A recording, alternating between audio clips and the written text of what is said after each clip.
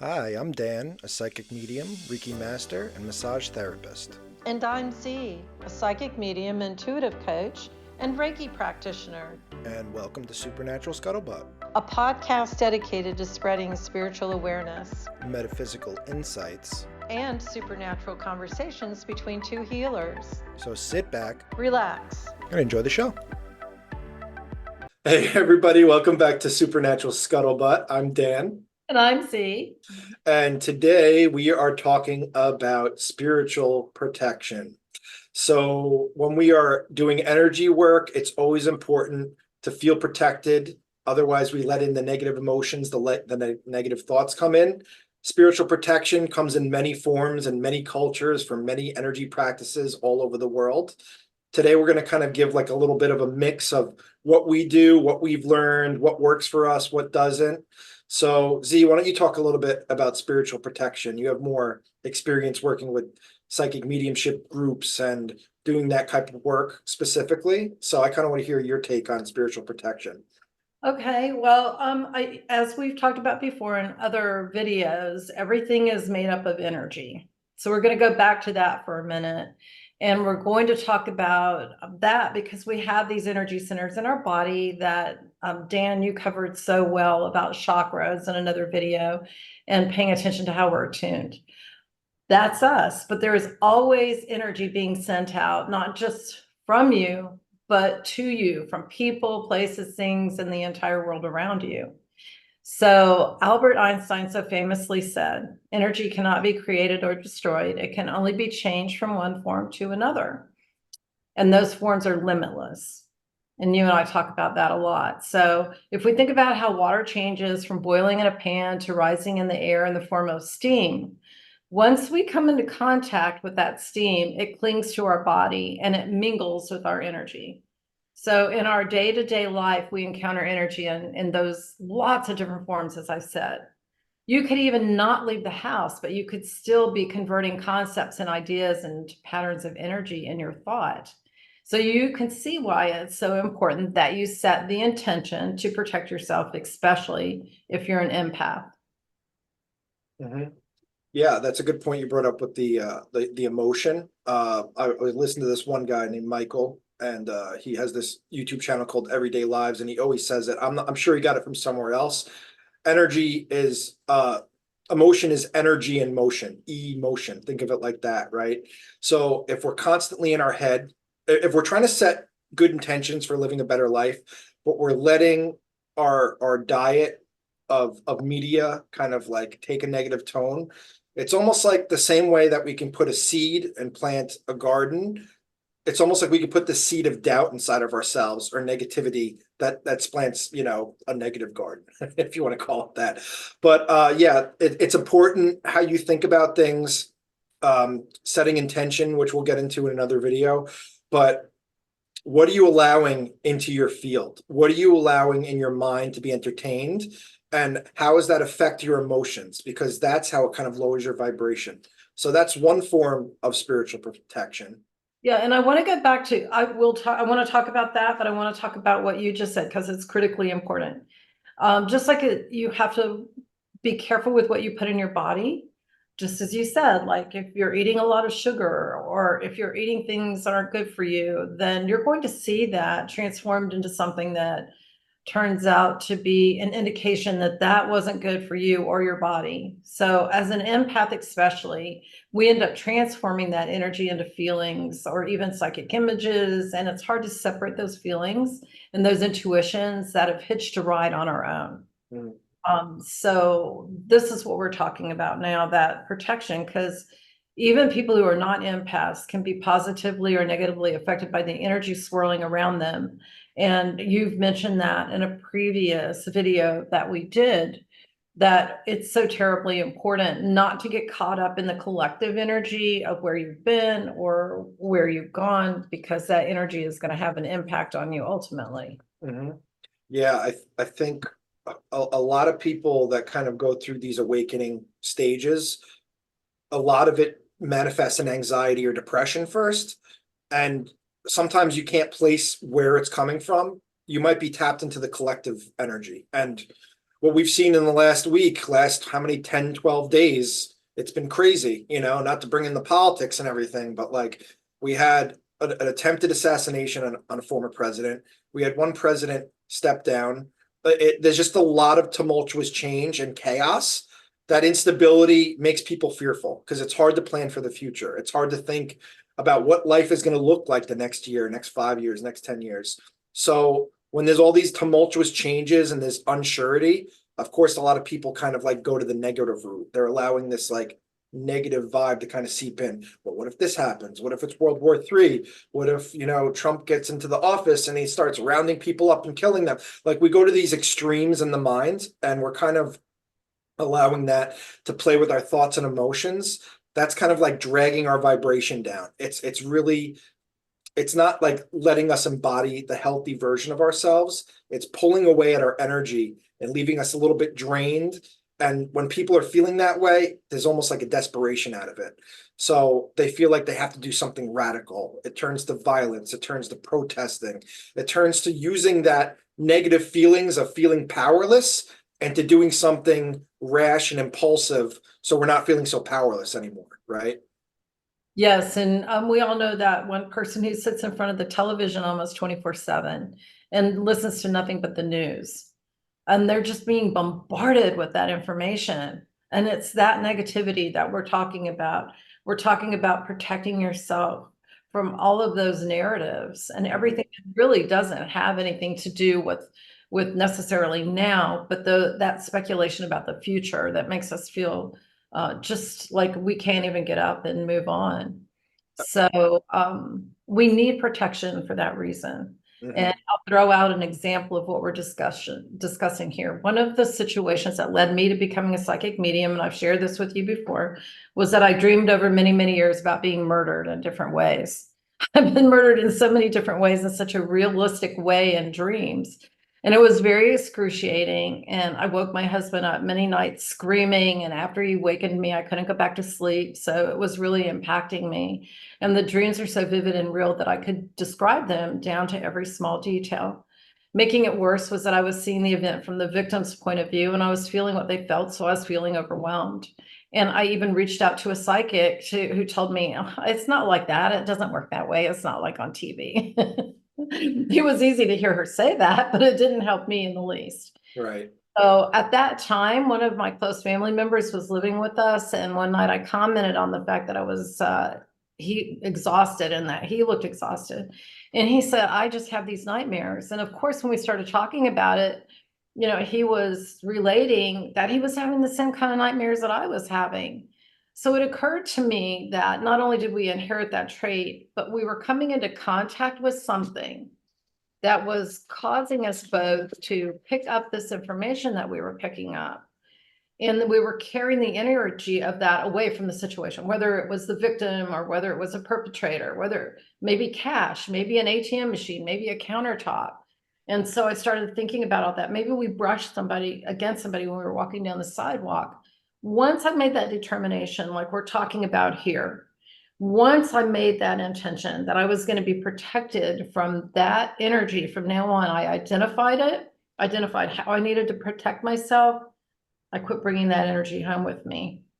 And that's a prime example of why you need protection. We're not talking about, demons in the middle of the hallway. We're not talking about houses, that send flying monkeys towards you screaming. And we're not talking about cars that are possessed and will drive you off the side of a cliff.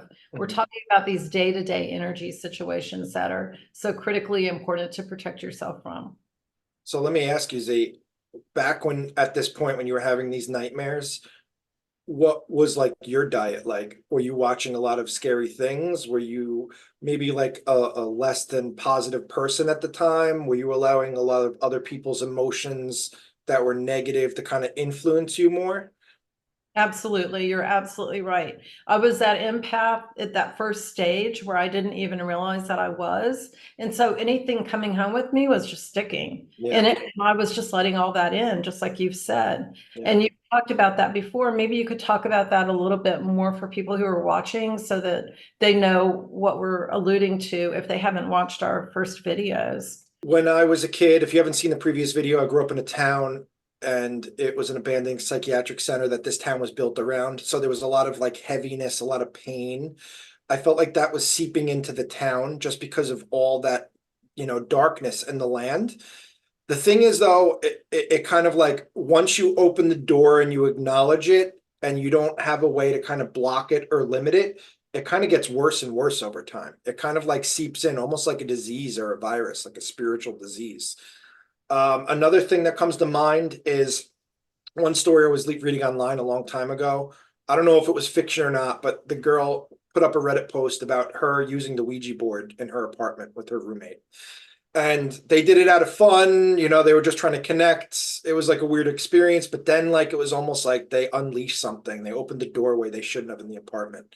And it felt like there was like growling, there was like objects being destroyed, there was a lot of like violent anger between the roommates. It felt like she couldn't get out. She was scared to live in her own apartment.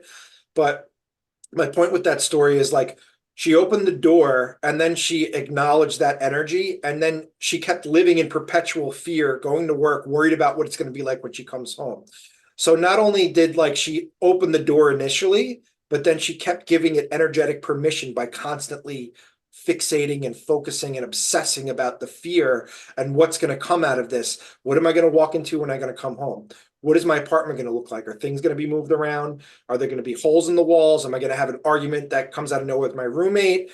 Are the lights going to be flickering? Am I going to be woken up in the middle of the night? Am I going to hear growling? Am I going to be attacked? So a lot of spiritual protection is to limit those fearful negative thoughts from entering your field, because once you let one in, it's almost like it's a hook, an energetic hook that goes in and that keeps reeling you in and in and in and keeps totally draining and debilitating you. So when we talk about spiritual protection, I know Z, you probably do something similar. We try to bubble up, right? We try to wrap ourselves in source light and imagine that we are protected in this big, loving, non-judgmental ball of glowing energy. And that's a barrier to not let that negative influence in. Okay. Yes, that's setting your intention. Setting your intention. Talked about. And first and foremost, you should never be doing any kind of energetic work without protection, period. Just No. like, and I don't know any psychic mediums, including yourself and myself, that use Ouija boards. I mean, you have to have something that is more controlled than that. Right. So in addition to being one of the most gifted and compassionate Reiki masters and psychic mediums I know that you're in high demand as a masseuse at the facility where you work. And I know it's because you are breaking down barriers of energy and you're really putting that light source in. Mm-hmm. But it's hard to imagine the kind of energy that you have to manage when you're putting your hands directly on those people and absorbing that energy. And if you didn't protect yourself, you would bring all of that home with you every day. Right. Yeah, I've been noticing that. I mean, this is only the fourth week of this new career doing massage therapy, but every day I'm setting my intention. I'm spiritually blessing my room with Reiki. I'm putting the intention that the bed, even my bandana that I wear, is Reiki infused to be protected and to offer better healing. And I've noticed a change in people. They'll come in grumpy or in a bad mood, probably because they're in perpetual pain.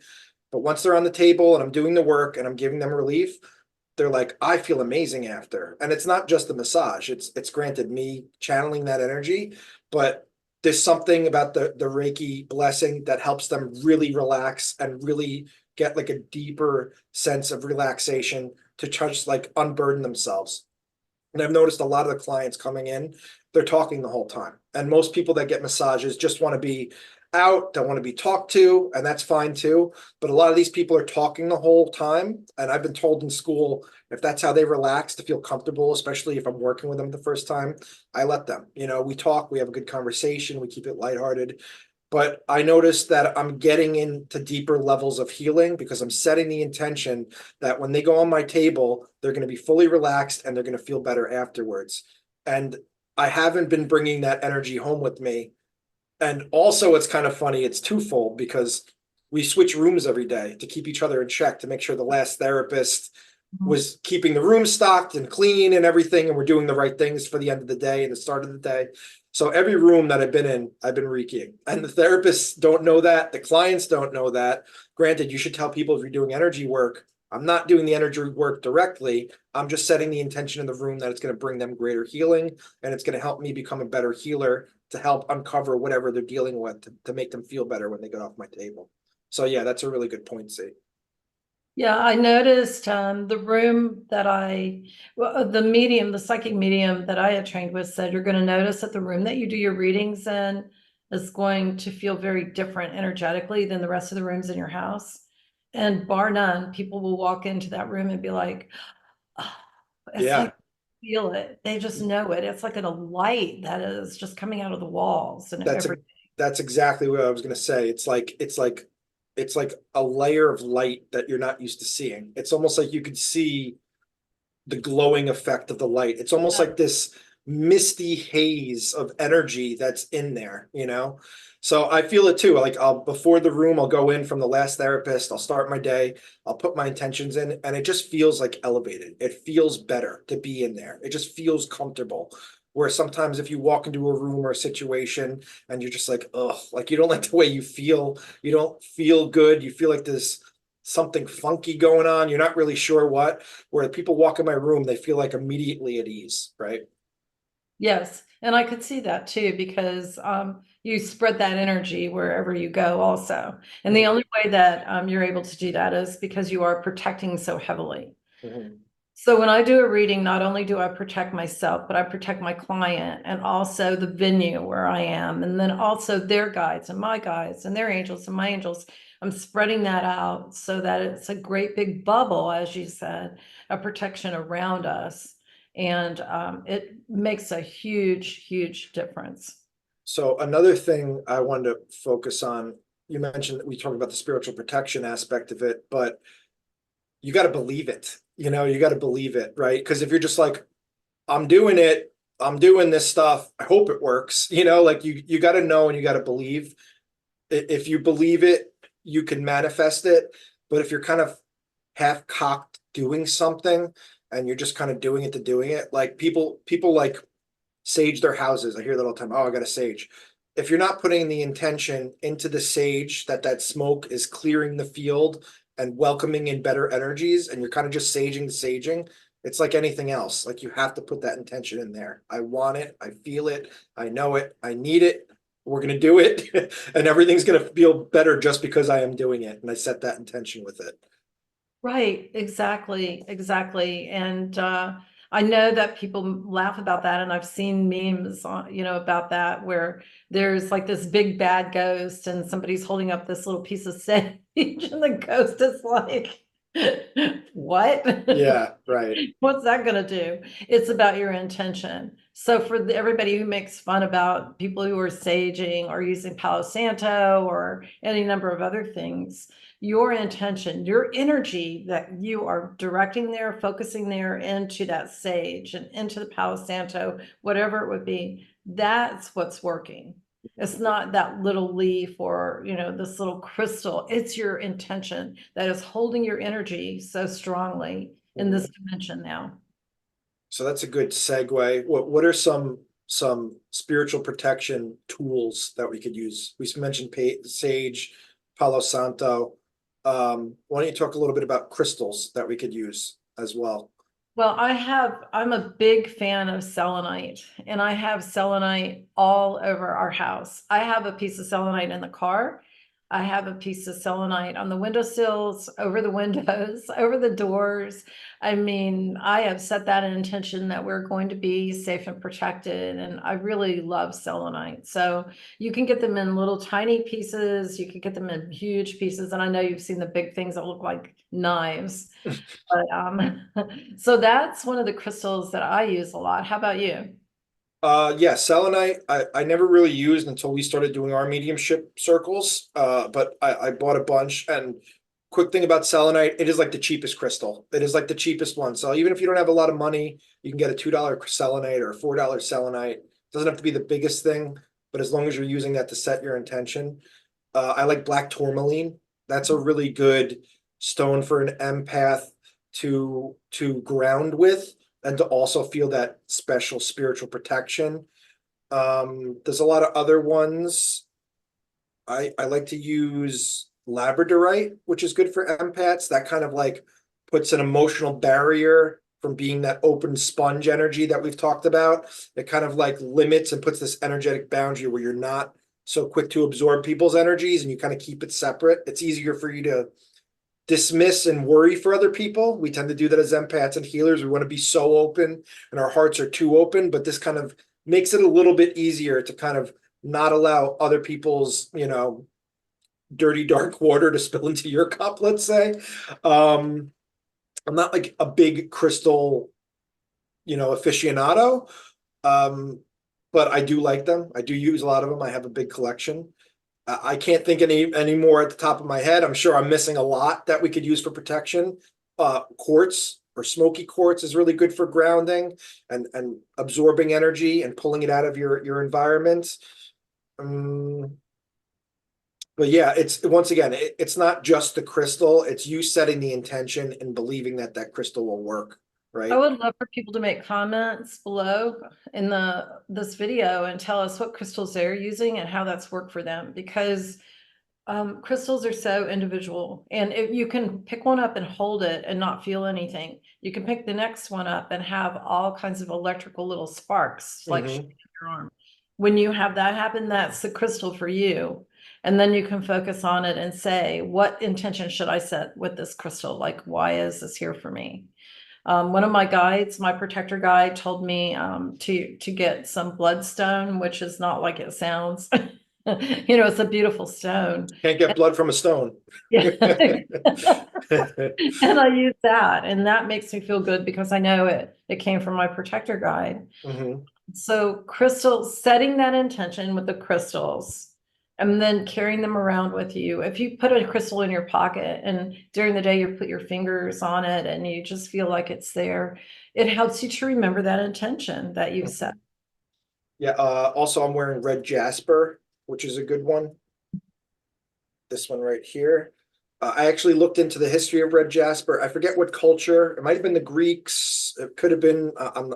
I could be lying right now. I know some culture used to put red jasper in their armor. They used to think that that would protect them by the gods. So, I mean, it's really what you resonate, like Z said. Like when I was first introduced to crystals, I was at some music festival and there was like even thought of crystals. And I was just going around and I started touching different ones and I started getting different sensations and feelings from each one. I touched one and I'm like, ooh, that's making me cold. Like, oh, this one's making me hot, but like that's what I've heard from other people that got into crystals as well. It's like you kind of know which one's right for you just by touching it because it makes you feel something, right? It makes you feel empowered or an electric charge or warm or tingly, and you're like, I need to buy this. So that's why crystals are always interesting, because even people that are not big into them, they could do the same thing. It's amplifying energy. So if you touch that and you're intuitively guided to a color or a shape or whatever, trust that and kind of pick it up and see how you feel from it. That might be the crystal you need at this time. Exactly.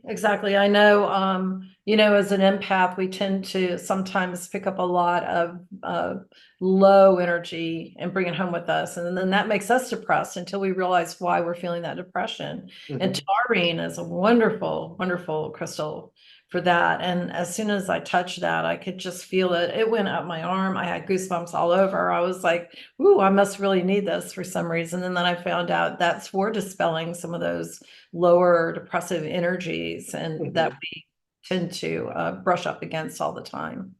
I brought this crystal. It's a sunstone right here. This was actually given by Pearl, who she's a Reiki practitioner and also a massage therapist, esthetician. She does this ceremony because she's a Mexican indigenous descent. And we did this ceremony. She's been doing it a couple times down here called the Champurrado Festival, Champurrado ritual, which is all about drinking cacao, but like they use it with their age-old recipe. And you're just grounding with Mother Earth. But she gave everybody that came this sunstone to set our intention for what we want to happen the next couple months. So she said to put it on the shelf, and every time you walk by it, or like to touch it to remind you of what your intentions are for the next couple months that you're trying to manifest or bring forth. So that's kind of like another way of staying on the mark of going in the direction that you want to go. Sometimes we kind of lose it from day to day. We forget why we're waking up and doing the things we do. But like something like that, where you set the intention or set that intention of protection. So you see the black tourmaline or you see that quartz and you're like, right, I am protected. All I have to do is remind myself and feel protected, and I will be protected. Yes, absolutely. And I know people who use crystals that they put under their pillows at night. And that way, if they wake up in the middle of the night and or if they've had a nightmare, they just put their hand under their pillow and they remind themselves that they are protected. Hmm. And I completely feel like there is a system in place that the universe has put into place that protects us in this dimension from the other dimension. So it's not like horror movies where evil is just overpowering and can win every time. I think there are checks and balances. And so we may have brought some of that into our house, but we can send it out again. Yes. I want to mention that here because I know that people get kind of fixed on that evil is all powerful ever since that earliest Halloween movie where, you know, Jason didn't die. So it is all about we are protected and we are blessed and reminding ourselves about that. Mhm. All right, so let's talk about sage and Palo Santo. Mhm. I've heard a whole bunch of different things from a whole bunch of different light workers, and they're all like, sage is for this, and Palo Santo is for this, and you have to go clockwise, you have to go counterclockwise, you have to open your windows, you don't have to open your windows. I'm like, Yeah. as long as you're setting your intention and whatever feels right to you intuitively, Right. that is what counts. Yeah, we get like into the hazy land when everybody's saying concrete rules about things. And me and you seem to be the breakers of tradition when we're taught this is how it's done. This is how it has to be done.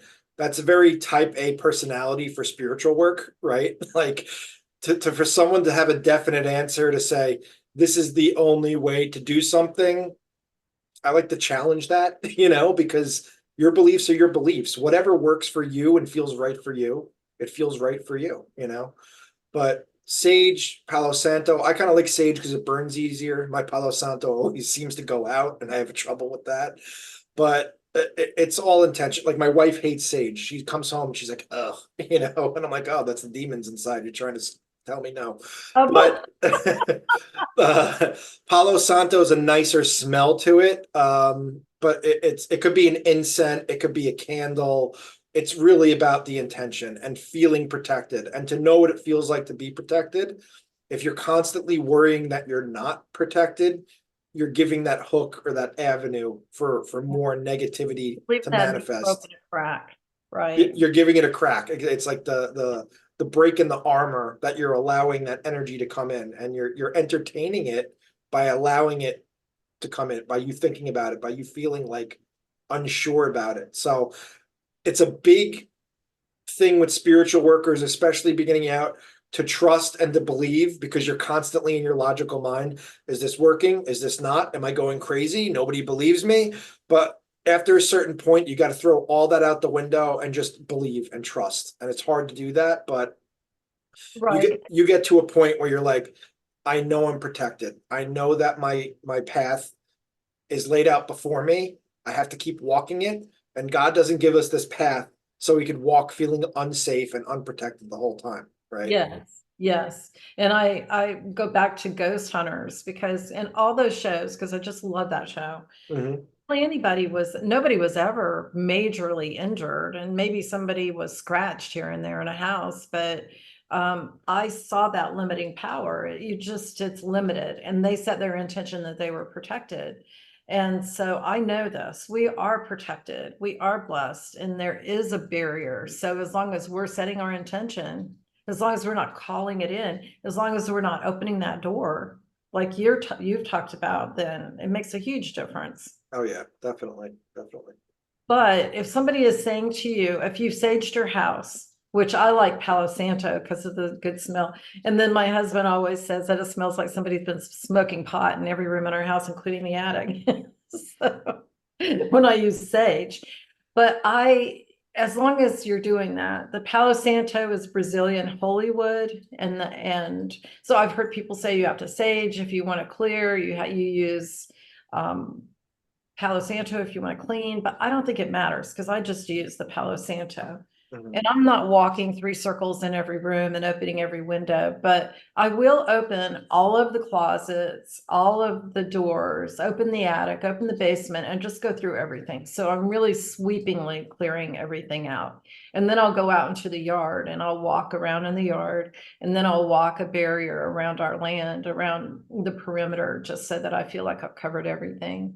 Yeah, I do this. You made a really good point. I do the same thing. I go in like all the closets, I go into the boiler room, I go into the pantry, any like little nook and cranny to try to get all that. Any space that's open is a space that's open. Put it that way, you know? So as long as you're saging thoroughly and putting that intention that the sage is doing its job, you should be protected. And that's what's great about sage too. After you're done and it's completed, it just feels like cleaner. It just feels elevated. You could feel the difference, right? Yeah, it feels like you painted your whole house. It Yeah, feels new. It yeah, feels sparkly. right. It feels wonderful. Yeah. So we've talked about that, and I fall back on, of course, identify as a Christian, but not a fundamental Christian person or somebody who is actually an evangelical or anything like that. But I'll fall back on prayer. So I do a prayer of protection before I do a reading. I do a prayer of protection after I do a reading, and that works for me. So I had an incident recently where it didn't even occur to me when I had this incident about protection. And I want to give this as an example because I think people run into this every day, and you've probably had something similar happen. So I had a friend call me one evening and they asked me to tune into a situation for someone, for them. And I'm thinking, well, I'm just on the phone. I'll tune in for a minute. So she sent me a picture. I'm tuning into the picture. And I didn't even think about protection because this was a spur of the moment thing. So I'm standing barefoot in the middle of the kitchen, eating potato chips and tuning in to this picture, which means that I've ended up taking on some of that energy without even knowing it and going to bed with it. So it was not entertaining waking up in the middle of the night when someone on the other side came through uninvited, still trying to get their point across about what was happening in that picture. And in the middle of the night, then that's when I said a prayer of protection. And I blessed our house. I blessed the perimeter. I told negative energy it had to leave and it wasn't allowed back in. And I closed those doors, but it did not even occur to me that I had to do that. Yeah, that actually reminds me of a story. Years ago, me and my wife, we went cross country on a road trip, and we drove across the whole country, and we ended up in New Orleans. And I'd never been there before, but there's always like this mysticism about New Orleans being haunted. There's all these stories about the origin of vampires being there, lots of, slavery and like a melting pot of the Spanish and the French and the British. There's just like a lot of energies in there. Like you have hoodoo and the Taino people, you have West African cultures, you have all this stuff kind of going on with the conglomerate of energies, right? So when we came to the town, it felt like eerie. This is when I was aware as an empath, before I was like really into this journey. And we did a walking ghost tour at night.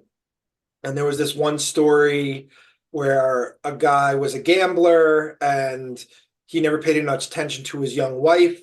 So I forget what happened, but there was like a lot of friction. He was always staying out late night and partying and gambling all the money away. And she jumped off from a roof and committed suicide. Wow. So that night I go to sleep and I have a dream. I'm on top of a rooftop in New Orleans. I see a female figure from the back on a flat rooftop and I'm approaching her. She's got like a white flowy like gown. So it felt like she was ethereal or almost like, ghostly. Sorry. Hold on. Okay. Sorry.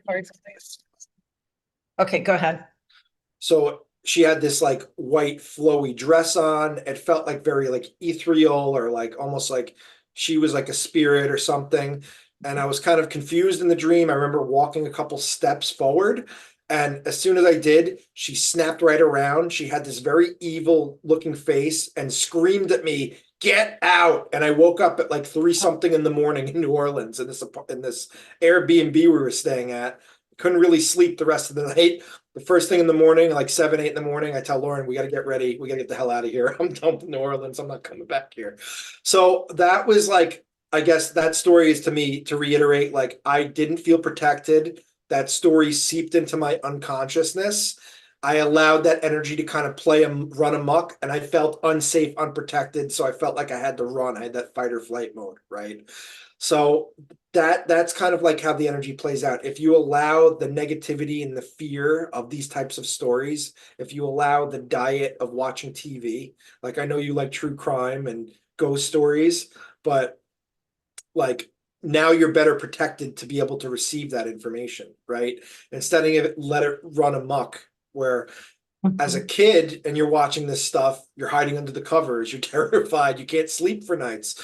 But like as an adult, you kind of realize it's just energy. It's not necessarily malicious intent if you allow it to be. So you really have to change your perspective on how you feel and what helps you feel more grounded and protected, right? Exactly. So I don't watch, I will watch only I won't even watch those true to life ghost stories where evil is just winning everything like we've talked about. Right. Because those people in that setting have done what you said. They've fed into the energy of the fear, and then the fear is overpowering. But I like to watch things that are more factual and maybe a little more investigative as opposed to something like that. Mhm. But we, as you know, are big gypsies, and my husband and I have traveled all around the United States, and we've just enjoyed that. But bar none, going into different people's houses, there's been all kinds of energy that we've come into contact with. And there have been some houses where we pulled up in front, and I've said to him, I'm not going in there. I'm just not. And then there are other houses where we would get down. I remember a house in Pennsylvania where we went down the stairs and into the basement. And so strongly, I could feel this energy of two people in that house in the basement, and they were crouching down and they were hiding back in this area. And it was like actually just having them in there with us. And so my response was fear, because we tend to fear that which we can't see and that which we don't know. Mhm.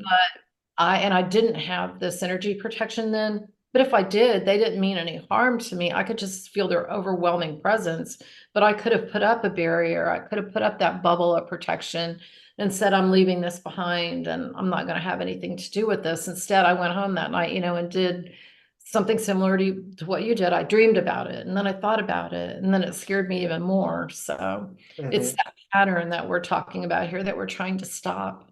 Yeah, there's like this adolescent need for humans to want to be scared, but at the same time, like it's like a roller coaster ride. We're like we know that we're going to get this thrill out of it, but it might not be as enjoyable as we first thought it would be, right? So we keep letting it manifest and entertain inside of ourselves. It's that hook once again, kind of like playing itself out inside of us. Um, but like growing up in the town I grew up in, there was always that I remember as a kid like feeling unsafe, scared to be alone, scared to be in the dark because you're entertaining it. And these energies, they like to feed off of those low vibe, but they like humans to manifest fear, anxiety because it feeds off of it. So once you start and you give that entity or whatever it is a food source, it's going to want more, and it's going to keep trying to disturb your peace to get more out of you. So that's why we talk about spiritual protection with energy work. The Ouija board, when you open up and work with it, it's got the occult aspect to it. That's why it kind of taps into an unknown. You could tap in angels, you could tap into demons, you could tap into benevolent or maleficent type of energies on the other side. But like when we are setting our intention, me or Z or our circle, we're only setting our intention for the light. We're only setting our intention that we're protected, and then we're tapped in. We're like not letting it in our field, but almost like we're watching it like a movie screen on the outside of us. We're not letting it inside of us and absorbing into that sponge that we are. Yes, and it's not every entity is there, like Dan is saying, to absorb your energy to make you afraid. I mean, there are definitely people who didn't cross over, who what we might call ghosts or spirits, and they're in your house, but they're trying to be respectful and live by side, and that's a big difference there. So I want to point that out because Dan and I have had a lot of talks about that. Mhm. But yeah, the Ouija board is we when we do a reading, we are going through our guides, we're going through our angels, we're going to the other side with a team. We're not just opening a door and saying, "Hey, everybody, Come on in. yeah, come on in. There's a House fun." party. Everybody's welcome. Because we don't want that energy that might impersonate somebody else but not really be them. We don't want to enter this transaction of communication without protection. It's just not something that we would ever do. And if you're doing that right now, you guys, it's something to stop because it's going to hinder your growth as a light worker. Mhm. You cannot grow as a light worker in fear. And the information that you're getting in is going to be so accurate and uncanny that you're going to say, where did this come from? Mhm. So an example is one of my aunts was an exorcist. She and her husband did exorcisms. Mhm. And so because they went around everywhere doing exorcisms, everything was evil. If you had somebody in your house from the other side and they were just some little old lady who didn't cross over because she was still waiting for something to happen with her kids or she loved her house or whatever it is, they would come in and call it evil if the teapot moved an inch. So my husband often says, you know, when all you've got is a hammer, everything looks like a nail. Right. Well, if you have that attitude about it, that's going to stop your spiritual growth. You are not going to be able to get beyond that. Everything is evil, and you wouldn't want to invite that in. So that's something to take a look at. And that often comes from some association with maybe some of these very fundamental religions. I like how you brought that up, that topic, because that was a very challenging thing to deal with in my journey in the beginning, because my brother was part of this fundamental group that was just very black and white. And anytime you mention this type of stuff, well, that's satanic, that's evil, that's satanic. And it was like an immediate label. So then for a long time, everything to me, I had this lens of that's satanic, that's evil, that's satanic. I kept repeating that to myself. And like I was almost like categorizing all this stuff as satanic. The crystals, oh, that's satanic. Oh, like meditation, oh, that's in the satanic Bible. Like, oh, like tarot readings, that's the devil's work. That's the tool of the devil. So you kind of go into that mode of like limiting yourself from doing energy work because everything's under that big umbrella of evil, we're even seeing that. Well, I did a video last week where I had some guy reach out to me, like really desperate, seemed like he wanted a reading. And then the day of the reading comes and I'm like, are we still on? And he goes, well, I couldn't get the money from my uncle because I found out that it's against our religion and he berated me for it. And I felt awful because he believes it's all evil and that's a part of a religion. So it's like, if your beliefs are your beliefs, I'm not going to try to change and convince or coerce people to go on my line of thinking. If that's what you believe, that's what you believe. But you're limiting yourself in those beliefs, in those thought patterns. Yeah, I mean, as you're saying, each to their own. Hmm. But on a local Facebook page for where we live in North Myrtle Beach, I've seen people, and you have too, reach out to say, "Hey, who's a good psychic medium around here?" And you have probably 50,000 people from all saying, "Oh, they're evil, they're bad. Don't do that. That's a horrible thing. You're going to lose your soul." Or, they're frauds and they don't care about anything but money or whatever it would be. So, yeah, that's out there and it's alive and well. And it's quite interesting you grew up in that setting because I did too. And I remember a Sunday school teacher who would call my house and I would answer the phone and she's like, are you going to be saved? Are you going to be saved? Because, there are demons all around you and the devil is just waiting for your soul and there's no water in hell. And I'm like, oh, for a child, that's just horrible. Even for an adult, that's horrible. Yeah, I mean, I grew up Catholic. I mean, it's a little bit different, but the same type of Christian thinking, where like I was 5 or 6, and like I remember the priest coming in, like it was like Sunday school or whatever it was, Christian camp, and he'd just be like, let's talk about the eternal damnation of your souls. And I'm like 5 years old, hellfire and brimstone and sin. You're a sinner. You were born a sinner. You are evil inherently. Like to hear that, and as a child, they ingrain it so young that you think that everything is evil, everything is wrong. And God isn't like that. God doesn't, God doesn't, you know, want you to categorize things like that. That's how I look at it anyway. Like we've come to understand that this energy work, it could be used for evil, right? Just like anything else.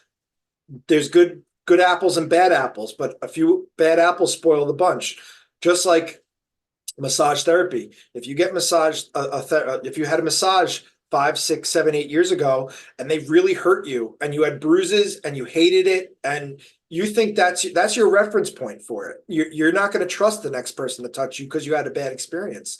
It's the same thing with energy spiritual work. If you meet a psychic medium, if you meet a Reiki practitioner that's saying all the right things but not doing the right work, like we're telling you things that are just like not in good conscience, which is not like the ethical thing. Like I've heard people tell me stories about a medium. Oh, you're gonna die in such and such a date, or like you're like you need to break up with this person because they're evil. Like when they just like make very clear determinations, and then like things happen in your life because of that, because you believe them, you're not doing the best for the person that you're reading. Like the point is to get clarity. The point is to make healing. But there are healers out there that just wear the mask, but they're not doing the right thing with their intentions, right? Right, right. And it's really interesting that you and I have been confronted by at least one person like that. Yeah. Um, and I think we were shocked. I Yeah. think we were totally shocked because that is not walking the walk. Right. You can talk the talk, but if you're not walking the walk and you're dragging yourself down to really be mean and outrageous to somebody, then there's something going on there. And that is not what we're talking about. Right. For light workers, realizing that you are part of God and God is a part of you, and we are the eyes and the ears of God. Mhm. So, how fortunate for God that each of us is seeing the world in such a beautiful and amazing way, and that we're giving that back to the universe. And that's not evil and that's not bad. Just because we're not following the information that we get from one authority figure in a church. Right. Yeah.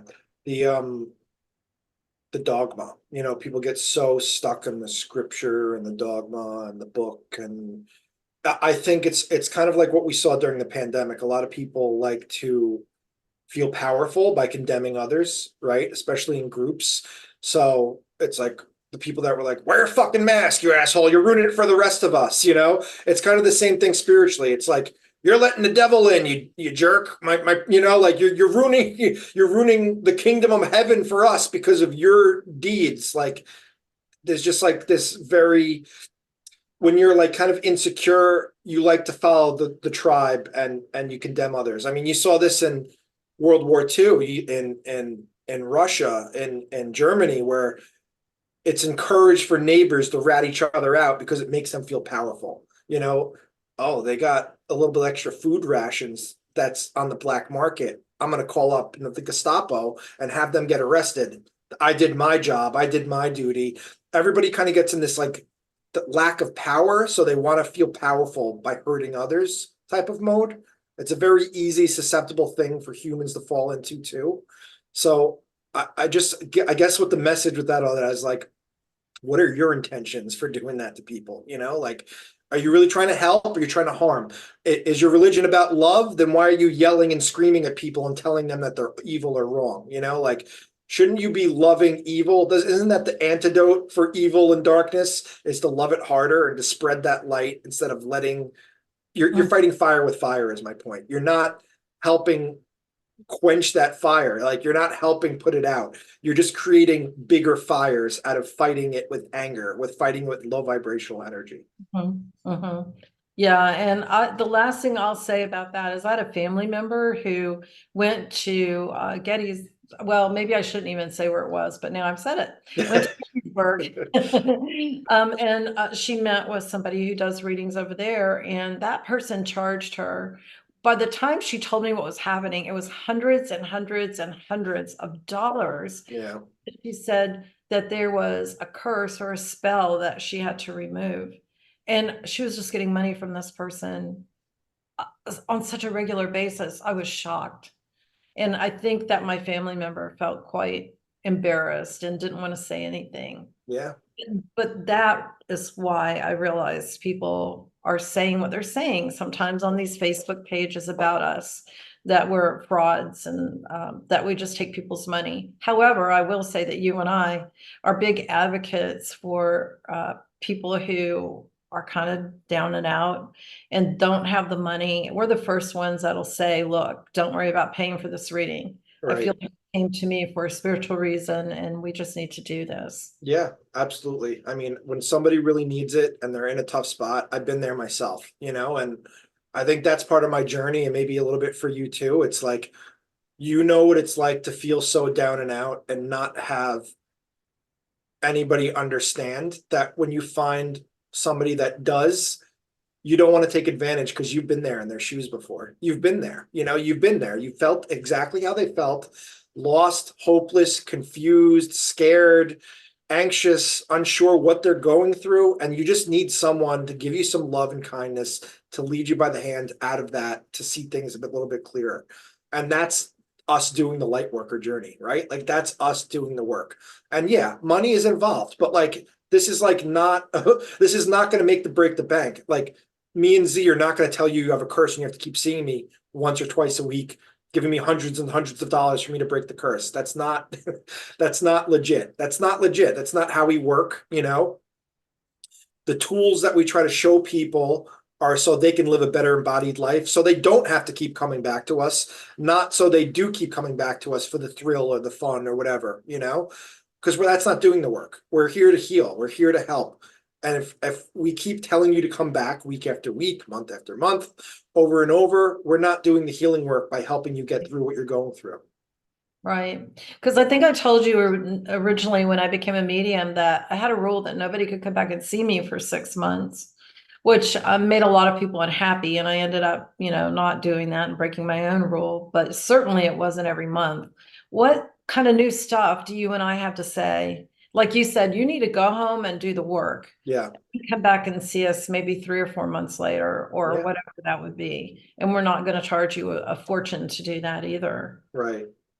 So now getting back to protection, I just want to say a lot of energy can be associated, like we said, with a lot of different places. So it may be land, it may be the building, it may be a person, it could be, I don't, it could An be, object. right. Oh, yes, an object. Yeah, like a pen, a coin, something that's old that has the energy signature of someone that owned it, or something horrible Yeah. happened and that thing absorbed energy, right? Like, Yeah. So don't doubt yourself. If you're an empath, if you're a light worker, even if you're not, if you're picking that energy up, don't doubt yourself, but find your quick form of protection that you can use when you're out and you come into contact with something and you don't feel good about it. That's what I would say. And for me, it's an easy, simple prayer that sometimes I'll call on angels. Like I always wear my Archangel Michael medal that I wear with me all the time. And you probably have similar things that you use. I have his prayer card, but Michael is my spiritual protector. Going back, we had another video on angels. If you guys want to watch that, that was the last video. But or the last few videos. Archangel Michael, spiritual protector. That's it. He's stepping on the neck of the demons of the devil. He's casting them back into the fiery pits of hell. If you want to stay in that Christian wheelhouse that makes you feel comfortable doing energy work, that's perfectly fine too. Saint Michael the Archangel. We talked about sage. We talked about crystals. We talked about clearing your energy field and your space, wrapping yourself in source light. Also, another good thing to do is like wrapping your home in that energy, wrapping your car. If you're going to take a plane and you're scared of going on the plane, wrapping that in that beautiful energy and imagining that is protected. Another thing I read, I forgot where it was. I must have read it in a book a while ago. If you're feeling like less than safe on a car trip or something, you can imagine like two giant like purple hands holding and protecting and uplifting and spiritually guiding you. You know, it's whatever works for you, whatever symbol you want to use. But I like that one, the purple hands, because it's like almost like God, spirit's hands are totally got you in their hands, and you don't have to worry anymore. Oh, that's so interesting because I didn't know that. So whenever I fly, because I'm not a big flyer and it makes me afraid, I always picture Jesus's hands like underneath the plane like that, holding the plane up the whole time so that I feel more comfortable and safe. Same thing. Quick note though, do not ground on a plane. Do not try to ground on a plane. You might make that plane ground. Okay. I read that a while ago in an energy workbook. You should not be doing like meditations where you're grounding, connecting to the earth when you're thousands of feet up in the air. You do not want that. So in closing, we would love it if you would hit that like button and subscribe. The like button and subscribing really helps us out a lot, and it gives us a direction to go in. We like the feedback and the comments. We've got so many comments and such feedback from everybody telling us what they've learned and how much they enjoy the videos, and we really appreciate that. Yeah, absolutely. Comment, like, let's get our name out there. Let us know what crystals you use, what kind of sage or Palo Santo. Let us know what rituals we might have missed. You know, we always like to hear other energy workers take, because everybody's different. Everybody creates their own rituals. And, you know, it might be helpful for somebody else to read in the comments so they could learn. If nothing what we said resonated, maybe you have something to offer that can help people on their journey for protection. Absolutely. I mean, I want to learn. I want to know what other people are doing too. That'd be really cool. So Yeah, for sure. I'm Zee. I'm Dan. We're so happy that you were here today. Thanks for spending time with us. Yeah. Bye. Bye. We can never end it. How long was that? It's 1:44. So let me stop the recording. How long do you think that was? Over 40.